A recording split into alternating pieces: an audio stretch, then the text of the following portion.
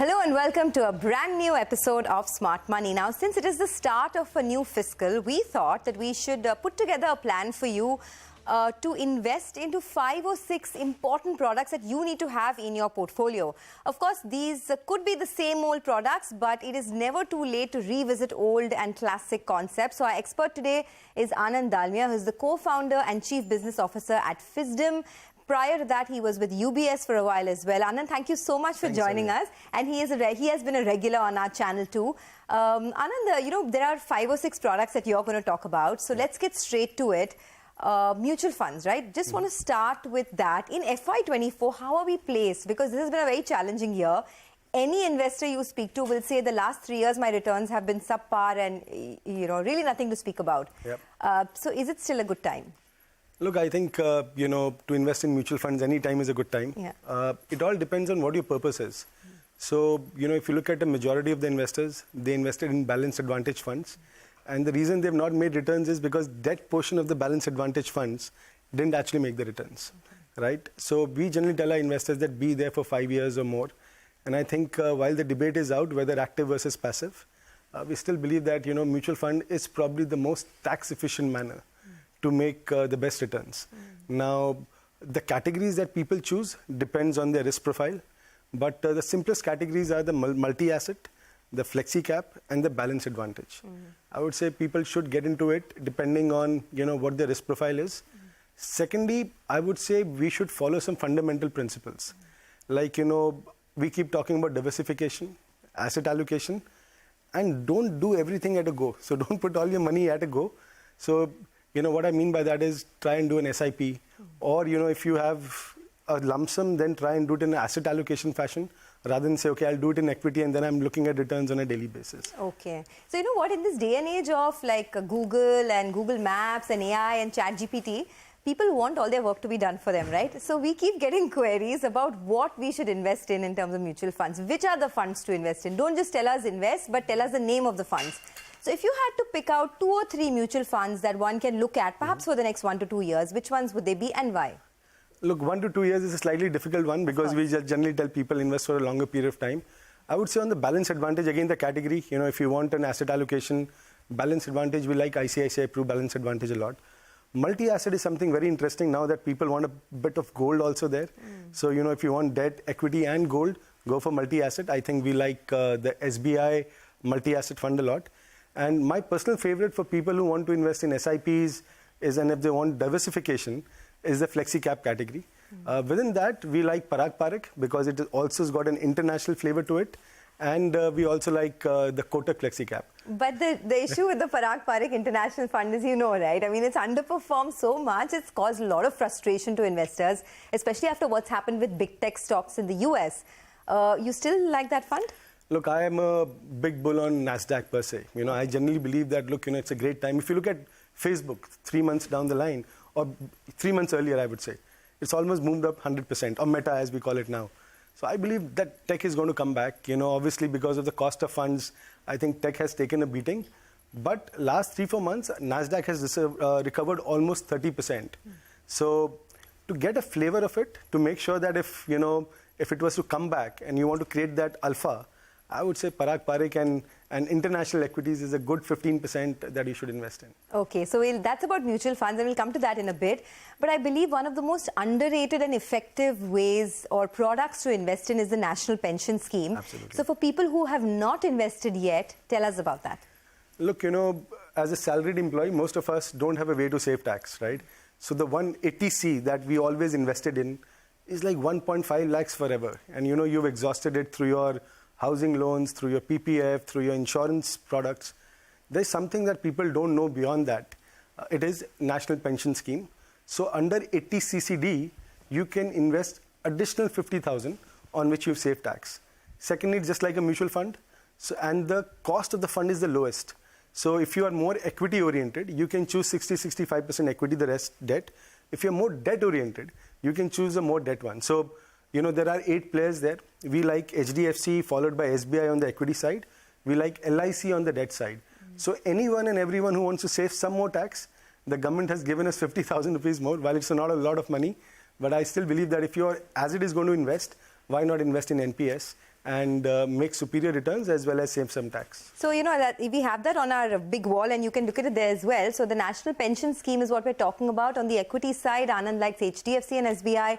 On the debt side, LIC. But assuming that a large part of our audience is between the age of 30 and 40, if someone has a high risk appetite, do you suggest that even within the NPS, it's better to keep a higher allocation towards equity?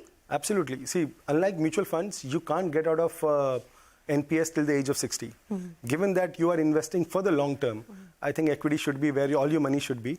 Now, there's no option to invest 100% in equity in NPS, but you should go for the maximum allocation. So, if I'm investing in equity mutual funds, then what is the difference between the NPS and an equity mutual fund? I would say two fundamental differences. The first is the fact that you get a tax benefit out of it, which you don't get in mutual funds. The second is the expense ratio of this fund is lower than any direct equity fund as well. So this is like 10 bips is the expense ratio. So it flows to you, so you make more money. Okay, great. So that's the National Pension Scheme. Got it. The third investment product is direct equity. Now, by this you're referring to buying stocks directly, right? Yeah. So in that context, how do you do it? Wouldn't you rather advise just investing in an ETF or an index fund rather than, you know, breaking your head over which stock to buy? Look, you know, all of us think we are experts, right? Yeah. And there's a lot of products that we consume and we believe that, look, you know, there's something that I want to do. And today with the advent of internet, I think, you know, we have an opportunity to learn a lot. Like we have this 1% Academy and we see so many people coming in, enrolling for the courses. There are influencers that people are following. And it gives you a certain thrill to say that I have selected this stock and I have made these returns. So I would say, look, you know, if you're not an expert, it's like if you want to fly, you can be the passenger or the pilot. But if you feel that you can be the pilot, then go for direct equities. Within direct equities, if you are a starter, right, where do I start? Then follow what Warren Buffett does. You know, things that I use on a daily basis and are part of large cap category. Like if I were to start someone, I don't know equity, I will probably go for a Unilever. I'll go for a Bharti or a Reliance. Does that hold even today? I mean, look at the examples, right? Look, on a daily basis, what do you use? You use Dabur's products, say, for example, Marico's products. But these stocks have been underperforming for years. Something like, say, a Maruti. Of course, you see every second car on the road is a Maruti, but there are a lot of challenges that the sector is facing. So does that still hold that you should buy stocks, you know, based on things you use on a daily basis? Look, we are a big proponent of passive investing, that if you're not an expert, go for a mutual fund, go for an ETF. But, you know, as I said, you know, people want to try after they've seen some returns, they want to try equities. So if you are not an expert, I still would say that don't try direct equities. But if you have a craving to try it, you know, then do the hard work or follow someone that you feel is the expert. Within that, rather than trying to find the next 20x or 100x, start with a large cap so that you are not disheartened, you know, in a year's time. So I would still say that, look, you know, these companies are great companies. You know, you may lose some money, you know, when you invest for this short period of time.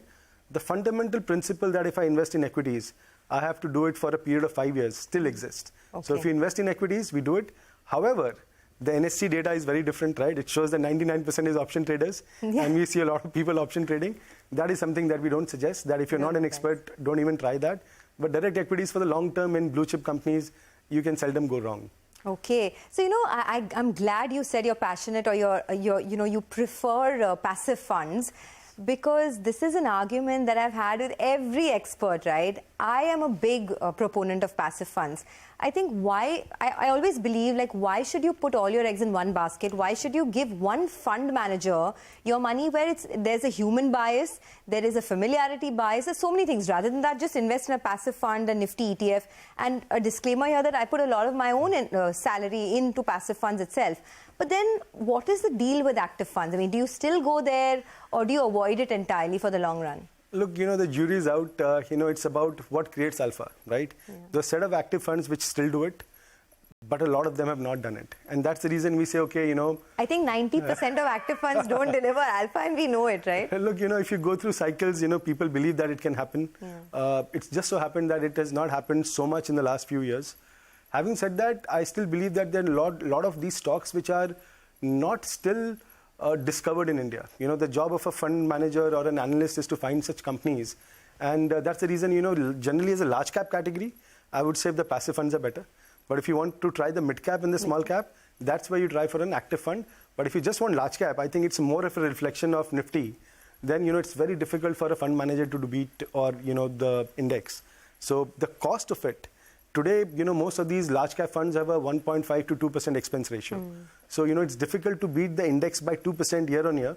I would say that, I'm on the same board as you. I would say go for passive funds.